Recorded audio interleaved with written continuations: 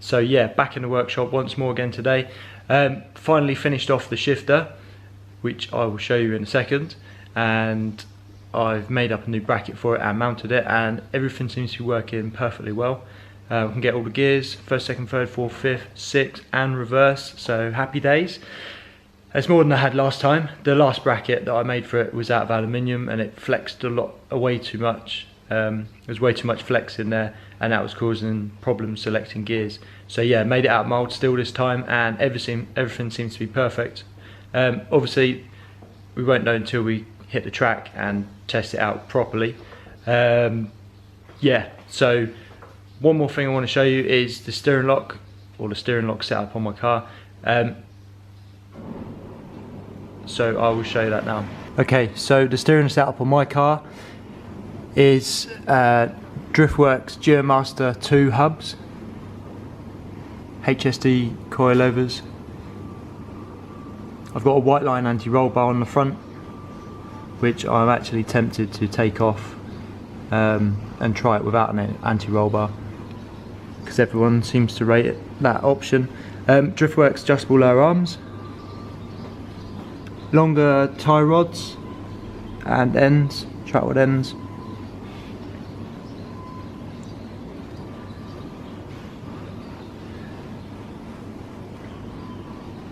But as you can see,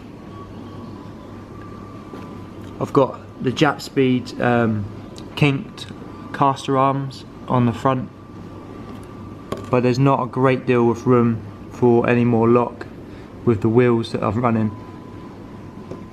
And they're close to hitting the anti-roll bar there as well. So I am running 25mm spacers and 9.5J wheels, which are probably too big really for the front. Not sure if you can see or make out, but that's full lock. So it's not massive amounts of lock compared to a lot of the cars.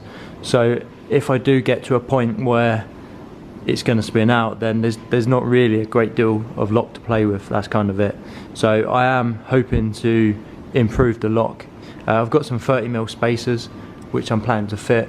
The only downside to that is that they might cause the tyre to rub the arch, and obviously I don't want to smash the fiberglass arches to pieces. But yeah, I'm definitely going to work on the lock. I'm going to see what I can do to get more steering angle out of it. Not massive amounts more, just a touch more. We're running the Toyo 888 tyres on the front. Changed to them a couple of rounds ago and they seem to be really good, really grippy. I did run Federal 595 RSRs before, but I had them on for about 2 years, so they were well in need of replacement. But yeah, that's it for the steering lock setup. There's nothing more to it than that really. The rack has been moved forward by I'm not sure quite how much, but it's definitely moved forward.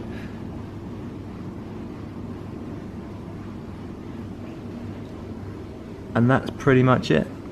My plan is to take the wheels off now and take the spacers off, fit the 30mm spacers, and then see where we are with the steering angle and see if we've got any more to play with, or if it helps with the lock setup or not. So yeah, that's what I'm going to do now. Sharpest one up in the game, I can cut a switchblade. This be bout to drop harder than my boss did in 6th grade. Sharpest one up in the game, I can cut a switchblade. This be bout to drop harder than my boss did in 6th grade. Yeah, and I'm tired, cause I've been spitting this fire, straight getting turned like tires. This Adderall got me wired, and I'm feeling pretty wavy. I got 2, 3 ladies, I got sauce, that gravy. I show up and you'll pay me. Yeah, this, that shit that they bumping at the party. Sipping on Bacardi, pull up in that foreign, suit up in Ralph Lauren. I'm the latest in the function and of discussion. I'm fucking up the budget, I'm bringing the bottle without a doubt. We full throttle and So I've just finished mounting the spacers. I switched out the 25mm spacers for the 30mm spacers. It doesn't seem like I'm going to be able to run them, unfortunately. It makes the tyre and the wheel stick out from the arch a little bit too far. So the fear is that it would smash the arches to pieces and make a bit of a mess of the fiberglass arches. So yeah, we can't run the 30mm spacers. I can't really see how I'm going to gain any more lock without downsizing the front wheels from 9.5J to 9Js, or 8.5s even. So yeah, back to the drawing board on that one. But yeah, crash bar's done, intercooler water spray's done, and I've also been working on the new sequential box. So yeah, this new sequential gearbox should be the answer to all my problems. It should make missing gears impossible, and I should definitely win some events. Feast your eyes.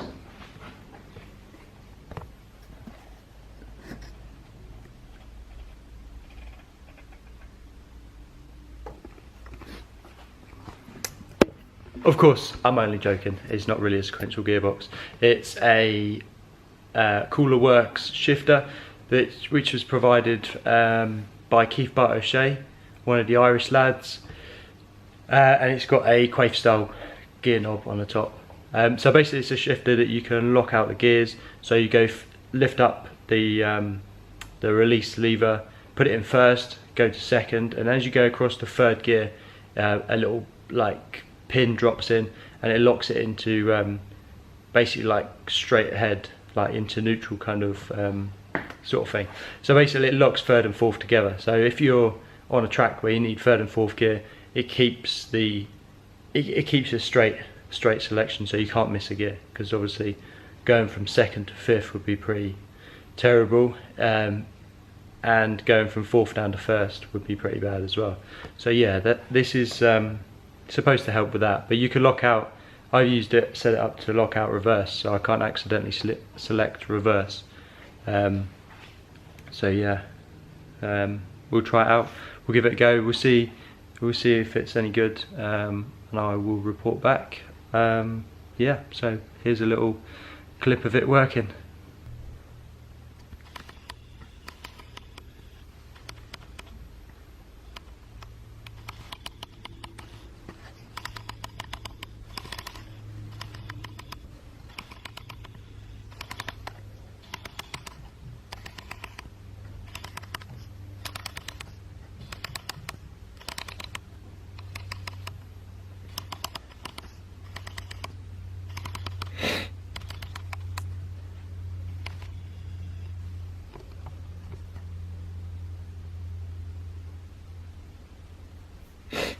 So yeah, basically go first gear and then second into third, and then the plunger goes across and locks it between fourth and third, and then you can lift it up to get fifth